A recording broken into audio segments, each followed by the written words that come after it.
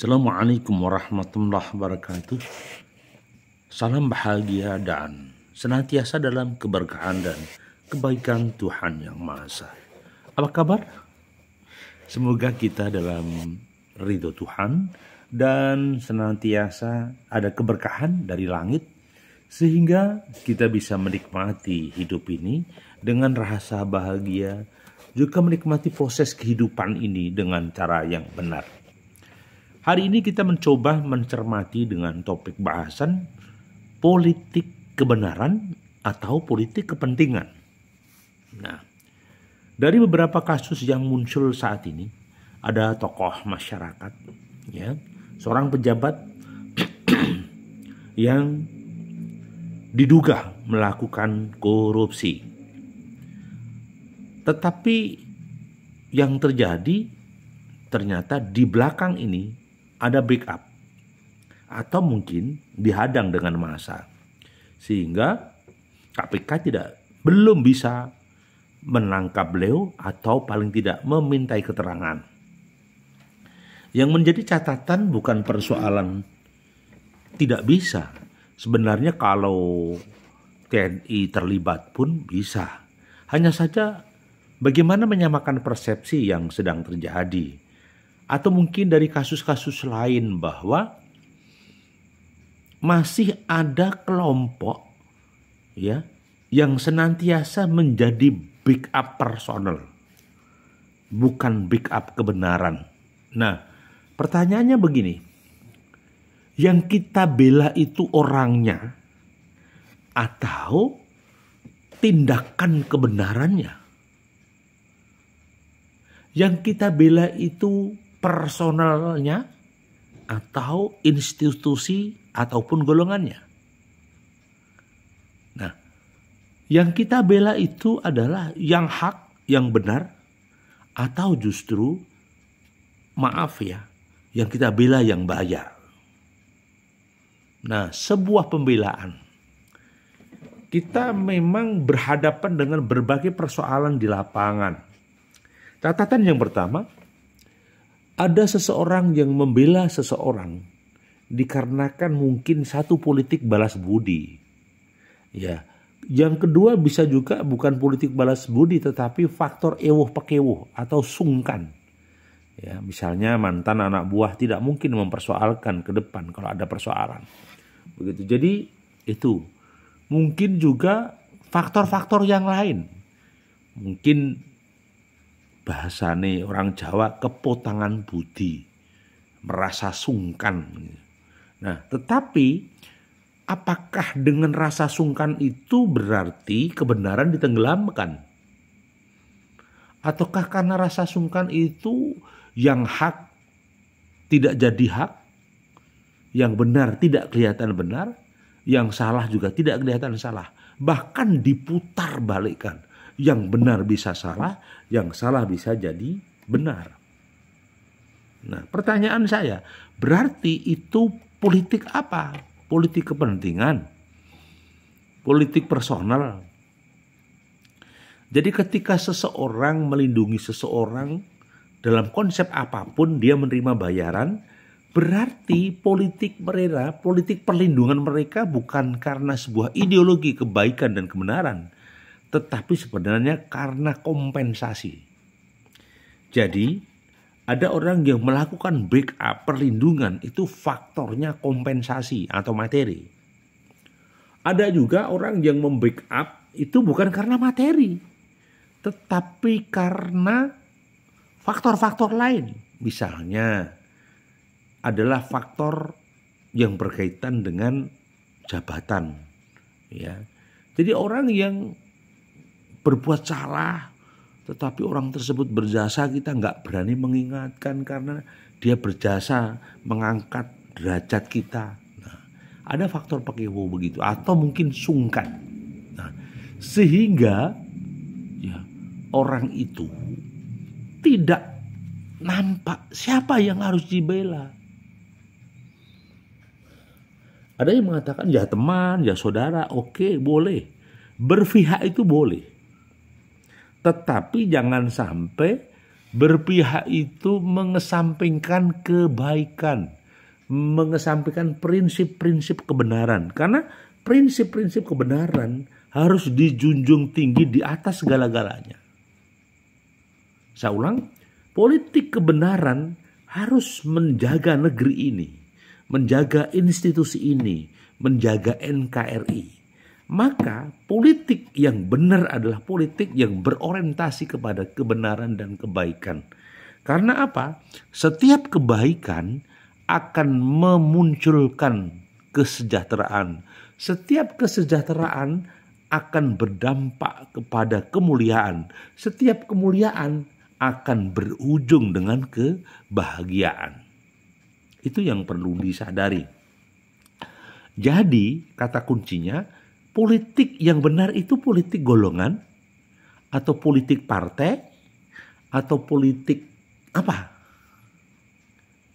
Ya, berarti politik yang kita pakai sebenarnya adalah politik al-haq, politik kebenaran. Jadi para tokoh agamawan, kiai, ustadz itu dalam hal menjaga kebenaran itu sama dengan jihad fisabilillah. Jadi dalam rangka menjaga kebenaran, bahkan nyawa pun dipertaruhkan. Bukan hanya harta, nyawa pun dipertaruhkan. Karena orang-orang yang tipe ini adalah orang yang politiknya adalah politik kebaikan dan kebenaran. Bukan politik kepentingan. Kalau politik kepentingan, oke, saya nyalon kepala desa. Besok tolong saya dibantu.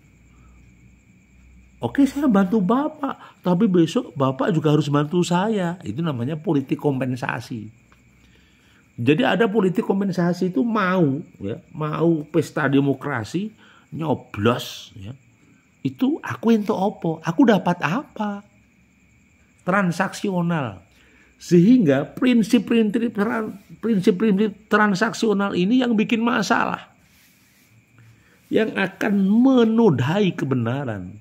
Ada melukai kebaikan. Nah, maka idealnya politik yang paling benar adalah politik kebaikan dan kebenaran. Jangan sampai politik ini hanya menjaga kepentingan tertentu, padahal kepentingan tertentu itu backingnya adalah backing kemaksiatan. Alurnya adalah alur yang jelek. Alurnya adalah alur yang tidak bertanggung jawab dalam rangka menyelamatkan NKRI. Ya, oke. Jadi itu kawanku, jadi memang tidak mudah untuk bicara ini karena butuh proses dan waktu, ya. Masih bersama kami, ya, Sukamto Sastrodimedjo. Nah, dalam bingkai Sukamto Sastrodimedjo channel, ya, mungkin ini menjadi catatan bagi kami untuk memaparkan hikmah di balik topik-topik pekan ini. Kemudian kita belajar juga dari kehidupan. Karena kehidupan kemarin 1 hari 2 hari itu adalah masa lalu yang kadang-kala kita harus belajar. Kadang kalau kita tidak terantuk batu, tidak sakit. Berdarah pun kadang nggak sakit. Karena apa? Asik fokus pada pekerjaannya. Nah, makanya negeri ini adalah negeri hukum. Maka hukum harus menjadi panglima tertinggi. Nggak boleh kelompok preman A, maaf ini, jadi geng, kelompok B jadi geng. Ya rakyat jadi korban. Ya rakyat jangan jadi korban. Maka yang terpenting sebenarnya bukan apa-apa, ya, tetapi harus orientasinya pada kebenaran, begitu. Kemudian yang berikutnya, bagaimana dengan politik kepentingan? Iya, kalau ke politik kepentingan itu dapatnya duniawi, dapatnya kompensasi. Contoh misalnya, Bapak harus dukung saya, nanti ada uang akomodasi sekian. Bapak coblos saya, nanti ada kompensasi uang sekian. Hati-hati, transaksional. Transaksional inilah yang menjadi sumber masalah. Seharusnya yang hak dikatakan hak, yang batil dikatakan batil. Padahal katakanlah walaupun pahit, tapi prakteknya, nah, maka harus hijrah. Nah, pertanyaan saya, hijrah itu karena apa? Hijrah itu perpindahan dari perbuatan yang jelek menuju baik. Hijrah itu langkah kegiatan yang sebenarnya agak ada kendala, tapi hijrah dengan cara-cara baru.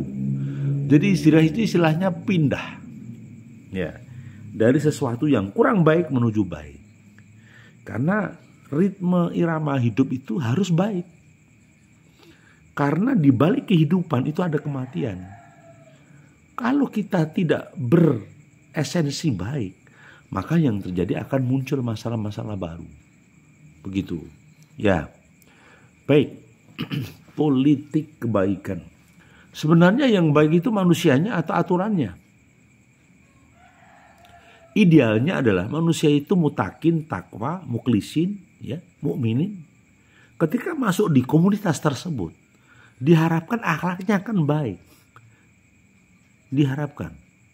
Jadi seseorang tidak akan tergantung kepada duniawi, tetapi juga difikirkan hal-hal terkait dengan ukhrawi ke depan. Begitu. Nah, apalagi dengan politik kebenaran atau kebaikan. Setiap kehidupan punya masalah, setiap kehidupan punya cerita. Tetapi bagaimana mensikapi persoalan-persoalan yang hadir? Bagaimana menyelesaikan masalah-masalah itu agar tidak berkepanjangan? Karena menyimpan masalah itu sama dengan menyimpan duri di dalam daging. Enak? Enggak. Seperti kita, maaf ya, kemasukan mungkin apa istilahnya? Kemasukan pines. Pines itu jarum ya. Itu sakit. Ketika orang nggak sengaja ditusuk jarum itu pasti akan marah. Gitu loh. Ya. Jadi satu titik kesimpulan bahwa terima kasih kita sudah berproses dengan ridhonya Allah. Apapun yang sedang terjadi, kita akan tetap berproses. Apapun yang terjadi, kita akan terus belajar. Tidak ada yang sempurna dalam kehidupan ini. Kita sadar, sesadar-sadarnya bahwa kita ini adalah hamba yang dhaif, hamba yang lemah. Nah, hamba yang dhaif inilah yang akan kita kuatkan depan, sehingga bisa punya sektor real yang menggerakkan ekonominya. Itu kawan, jadi sekali lagi lakukan politik kebaikan. Politik kebenaran, bukan politik abal-abal. Maksudnya politik abal-abal itu politik yang hanya mencari sisi keuntungan dan enaknya saja. Ya, kalau dia begitu, waduh, parah. Jadi seseorang harus punya kekuatan yang dahsyat. Apa itu? Yaitu hati yang penuh iman, jiwa yang selalu bersyukur kehadirat Allah. Nah, maka sebenarnya janjinya Allah itu barang siapa yang taat kepada Allah dan Rasul, maka mereka itu akan bersama-sama dengan orang-orang yang diberi nikmat, ya, oleh Allah, ya, ini dari golongan para nabi, shodikin dan syuhada serta solikin. Jadi idealnya kita sesuai dengan Quran surat An-Nisa ayat 69 bahwa barang siapa taat kepada Allah dan Rasul, ingat ini, maka mereka itu akan bersama dengan orang-orang yang diberi nikmat. Ya, mereka akan bersama dengan orang diberi nikmat oleh Allah, yakni dari golongan para nabi, shodikin, ya, kemudian syuhada dan sholihin. Ya, jadi sebenarnya ketaatan kepada Tuhan, pada Allah itu dominan, harus tetap dijalankan. Ya.